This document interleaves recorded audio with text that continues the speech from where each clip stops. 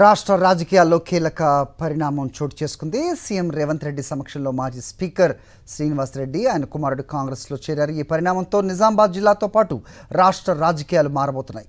మరోవైపు బాన్సువాడ నియోజకవర్గంలో పోచారం రాకను కాంగ్రెస్ నాయకులు వ్యతిరేకిస్తున్నారు. ఇదే అంశంపై మరిన్ని వివరాలు మా ప్రతినిధి విఘ్నేష్ అందిస్తారు. విఘ్నేష్, తెలంగాణ శాసనసభ మాజీ స్పీకర్ పోచారం శ్రీనివాస్ రెడ్డిని సీఎం రేవంత్ రెడ్డి హైదరాబాద్లో కలవడం నిజామాబాద్ జిల్లా వ్యాప్తంగా కూడా రాజకీయంగా చర్చనీయాంశంగా మారింది, ఆసక్తిగా కూడా మారింది. ఎందుకంటే పోచారం శ్రీనివాస్ రెడ్డి టీడీపీలో బీఆర్ఎస్లో చాలా సీనియర్ నేతగా ఉన్నారు.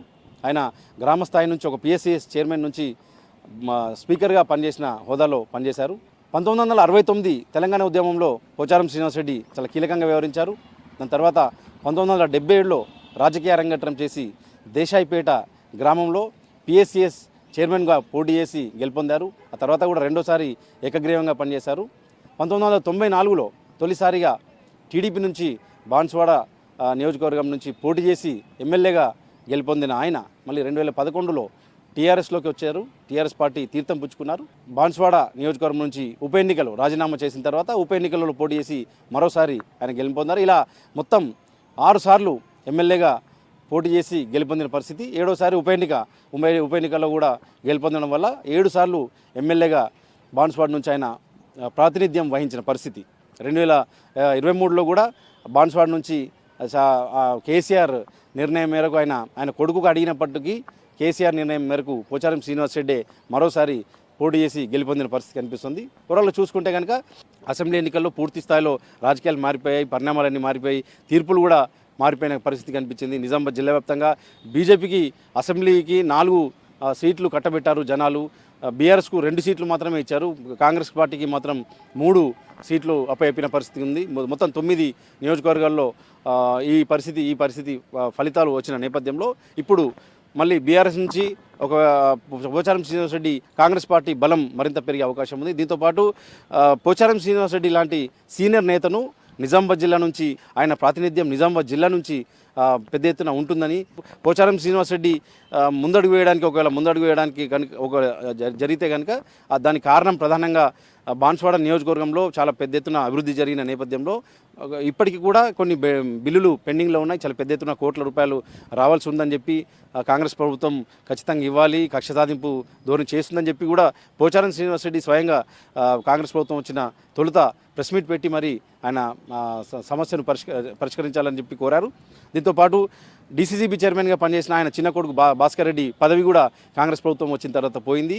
అవిశ్వాస తీర్మానం పెట్టి మరి మరొకరిని కాంగ్రెస్ పార్టీ నుంచి ఎన్నుకున్న పరిస్థితి కనిపిస్తుంది. ఈ నేపథ్యంలో ఇటు చిన్న కొడుకు భాస్కర్ రెడ్డి భవిష్యత్తును చూసుకుంటూ ఇటు పోచారం శ్రీనివాస్ రెడ్డి కూడా ఒక ప్రభుత్వంలోకి వస్తే కనుక ఇటు అభివృద్ధి చేసుకోవచ్చు, మరింత అభివృద్ధి చేసుకోవచ్చు, నిధులు కూడా పెండింగ్ నిధులన్నీ కూడా వస్తాయి. దీంతోపాటు కొడుకు భవిష్యత్తు కూడా ఉంటుందని చెప్పి ఒక ఉంటుందనే ఉద్దేశంతో ఈ నిర్ణయం తీసుకున్నట్లు సమాచారం అందుతుంది. భాస్కర్ రెడ్డి కూడా ఒక ఏదైనా నామినేటెడ్ పోస్ట్ ఇస్తారా లేకపోతే ఎమ్మెల్సీ పోస్ట్ ఇస్తారా అనే చర్చ కూడా జిల్లాలో ప్రారంభమైంది. దీంతోపాటు పోచారం శ్రీనివాస్ రెడ్డి కూడా ఒక మంత్రి స్థాయికి వెళ్తారా అనే ఒక చర్చనైతే ప్రారంభమైంది. నిజామాబాద్ జిల్లా వ్యాప్తంగా కూడా రాజకీయ పరిణామాలను కూడా మారతాయని ఖచ్చితంగా చెప్పుకోవాల్సిన అవసరం ఉంది. కెమెరామెన్ సాయి కిరణ్తో విఘ్నేశ్వర్, సాక్షి న్యూస్, నిజామాబాద్. అయితే పోచారం కాంగ్రెస్లో చేరుతున్నారన్న సమాచారంతో బీఆర్ఎస్ మాజీ ఎమ్మెల్యే బాల్క సుమన్తో పాటు పలువురు బీఆర్ఎస్ నేతలు ఆయన నివాసానికి చేరుకోవడంతో ఉద్రిక్తత తలెత్తింది. పోచారంతో మాట్లాడాలని బాల్క సుమన్, ఇతర బీఆర్ఎస్ నేతలు పోలీసులతో వాగ్వాదానికి దిగారు. అదే సమయంలో సీఎం రేవంత్ అక్కడే ఉండటంతో వారందరినీ అరెస్ట్ చేసి వేరే చోటుకి తరలించారు. పార్టీ ఫిరాయింపులకు ప్రోత్సహిస్తూ సీఎం రేవంత్ ప్రజాస్వామ్యాన్ని అపహాస్యం చేస్తున్నారని బాల్క సుమన్ మండిపడ్డారు.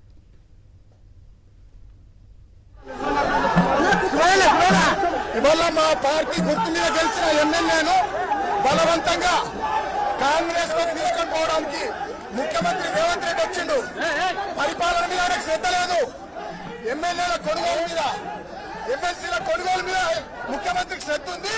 ఇది దుర్మార్గం. రాష్ట్ర ప్రజలు దీన్ని అంతా గమనిస్తున్నారు. ప్రజాస్వామ్యాన్ని కూలి చేస్తుంది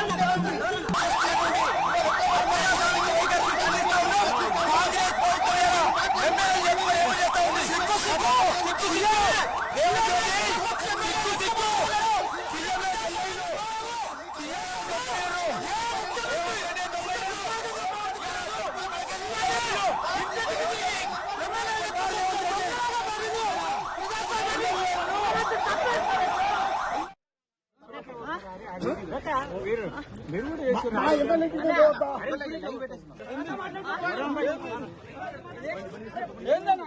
మాట్లాడనుకో మా ఎమ్మెల్యేకి తెలియదా?